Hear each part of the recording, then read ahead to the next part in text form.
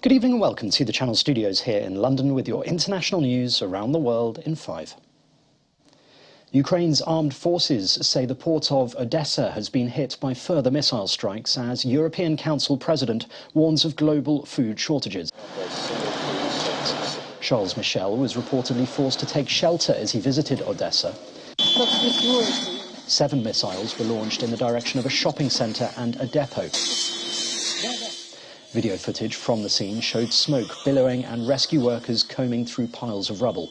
At least 1 person was killed and 5 injured in the strikes. Ukraine's President Volodymyr Zelensky said he discussed preventing a global food crisis during talks with Charles Michel. Before the war, Ukraine exported 4.5 million tons of agricultural produce per month through its ports, 12% of the world's wheat, 15% of its corn and 50% of its sunflower oil. But the invasion has crippled its export capacity, with Russia destroying transportation infrastructure and blockading Odesa, the main port for grain exports. The UN Human Rights Monitoring Mission in Ukraine says thousands more civilians have died during the war than previously estimated. Hans Kluge told a regional meeting attended by 53 member states that at least 3,000 people had died in Ukraine because they had been unable to access treatments for chronic diseases. Are attending life-threatening burn. So far, the Global Health Agency has documented some 200 attacks in Ukraine on healthcare facilities, with few hospitals in the country currently functioning. Meanwhile, the United Nations agencies are warning that price hikes sparked by Russia's invasion of Ukraine will worsen a food crisis in Africa. Tens of millions of people have already been plunged into extreme poverty by the COVID-19 pandemic, armed conflicts, climate shocks and economic turmoil. Here in Zimbabwe, fuel prices are rising and the currency rapidly devaluing. Zimbabwe's annual inflation jumped to 96% in April, up from 61% in January.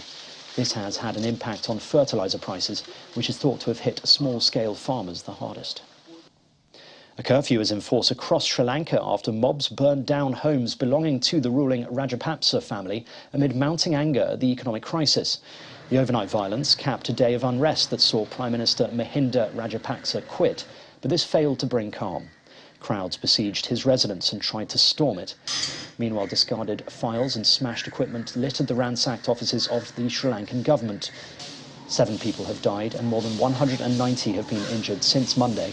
The island-wide curfew has been extended to Wednesday morning as authorities seek to quell the violence. Many protesters are still calling for President Gotabaya Rajapaksa to leave office.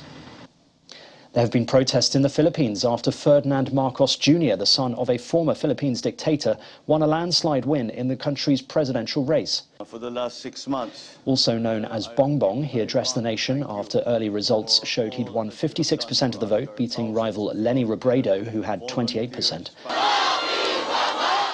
Around 400 Filipinos staged a protest outside the Philippine Elections Commission in Manila. They were demonstrating against alleged election irregularities. A bridge in northern Pakistan has collapsed after a glacial lake outburst caused by a recent heat wave released huge amounts of water into the stream and surrounding areas. Dramatic footage showed the far section of the bridge crumbling before dramatically falling into the rushing river below.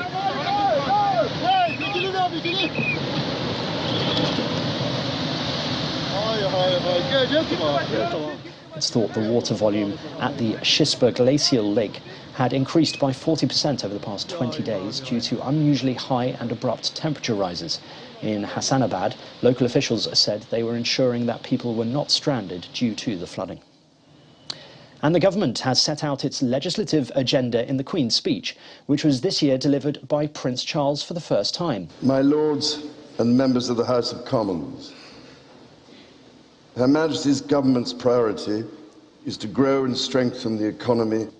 Charles has taken on the main role in many set-piece royal occasions, including Remembrance Sunday, the Commonwealth Service and the Maundy Service, since the Queen started struggling with her mobility. Flanked by Prince William and Camilla, Duchess of Cornwall, he spoke for 9 minutes.